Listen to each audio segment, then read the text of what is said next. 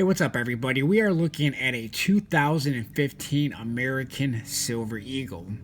2015 represents the first year that I started stacking silver. In 2015, the silver spot price was in the $14 to $15 range. In 2016, the spot price jumped up to the $19 to $20 range. In 2018, the silver spot price crashed down back into the $15 range and was there between $13 and $15 for about a year and a half, 2 years.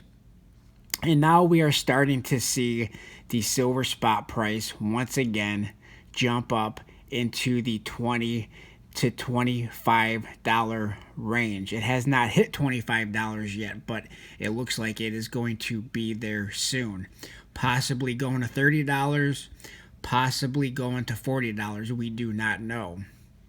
However, with the recent highs in silver, there is a lot of new silver stackers. Now, a lot of new silver stackers get a lot of their information by watching YouTube videos. This is just a little warning to the new stackers. Now, a lot of people who have been doing this for a long time, the people who are convinced that silver is not going below $20 ever again, people who are convinced that silver is going to $50 an ounce, people who are convinced that the dollar is no more, that the dollar is going away, that the Fed has destroyed our monetary system. This video is more likely not for you. This video is for the new silver stackers. People who are first getting into stacking silver likes to get a lot of their information from YouTube. Now, a lot of YouTube videos entice viewers with titles that are meant for you to click on them.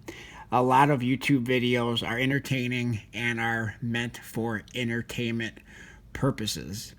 A lot of these YouTube videos are not meant for educational purposes. If you want to get educated on silver, it's better to go and do your own research, look at charts, and look at the history of silver. Back during the 2008 financial crisis, we were seeing the same thing we are seeing now with the spike in silver prices. During a crisis, silver and gold normally do go up as the Fed is printing more money. In 2008, there was a thing called QE, quantitative easing. QE had one, they did it not just once, not just twice, but 3 times. QE3 was known as QE Infinity, where they were printing money nonstop. They are doing that same thing now. They are printing money to infinity. And even though this year is a little bit different than it has been in the past, where they did print so far this year roughly $3 to $4 trillion, that is likely the reason for the spike in silver and in gold. Not just because of that, though. The also spike in silver and gold is, I believe, now this is just my opinion, but it is demand on the paper side of these precious metals. There's a lot of paper contracts, in my belief, being bought up, which is also bringing up the price of physical silver. If you look at a lot of the dealers, it doesn't matter if they're online dealers, local coin shops, whatever the case may be, the premiums are insane. They are ridiculous. These places are allowed to do that. It's their business. They're allowed to adjust the price as they see fit. For that reason, for the fact that they are raising those prices how they are, I am not a buyer. In fact, recently I have announced that I sold some of my precious metals, some silver. a lot of silver, almost all of it, a good portion of it. And that was met with a little bit of criticism, which I expected. The main reason why I'm making this video is because as people get into this community, people are watching more and more YouTube videos and reading the comment section. One awesome person that I know very well by the name of Gold Hustlin' 13, formerly known as Silver Hustlin' 13, once said, and I believe I'm getting this quote correct, "I only YouTube know you. I don't really know you." You don't know who any of these people are in this community. You don't know who I am. You don't know who the people are who are leaving these comments. Comments in the comment section of YouTube videos may mean well and may not mean well. My videos typically do mean well, but like I said previously, a lot of videos are meant to get clicks, to get views.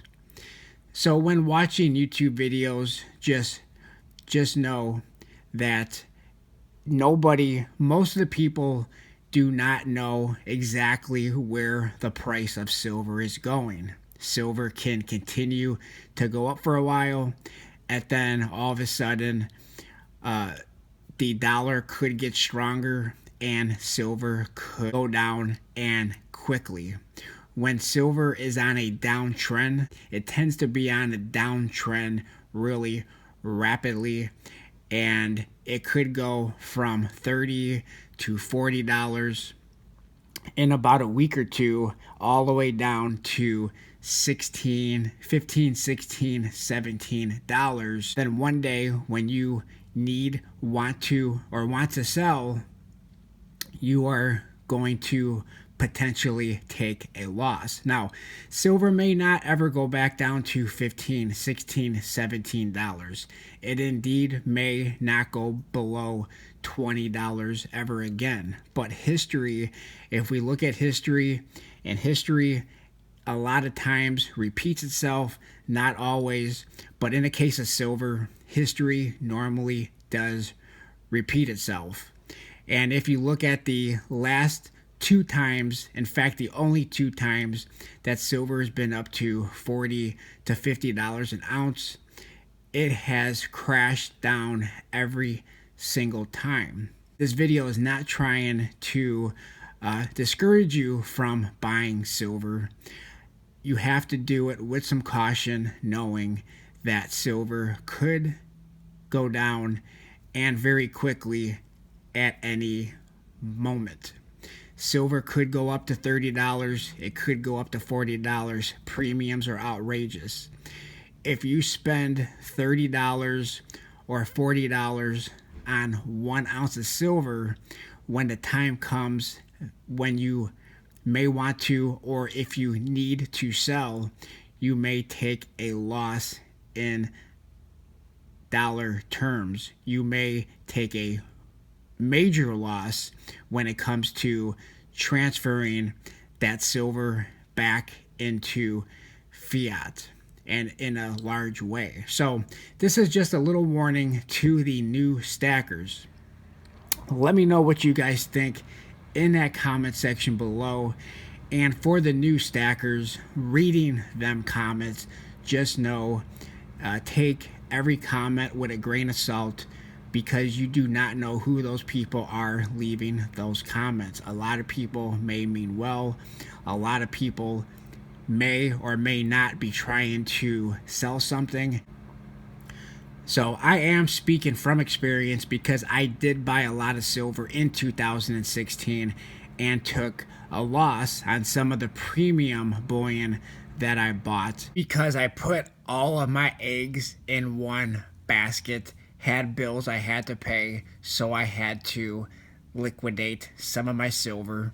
And because I bought premium silver and I had to pay a lot of premiums on that premium silver, I took a loss on some of that silver when I had to exchange that silver into fiat, because most of the time when you buy silver, if you have to sell rather quickly, shortly after you buy it, or if it's even some time after you buy it, but silver has declined in price, typically you will take a loss on that silver because of the premiums you paid and possibly because of the decline in silver spot price. So never put all of your eggs in one basket. That's why I do like to have some savings in fiat, even though every time I mention that, I always get met with some criticism because the majority of people in this community do not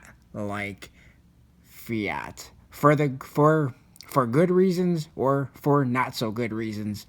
So just a little warning. That's all. Just let me know what you guys think. Please like, comment, and subscribe.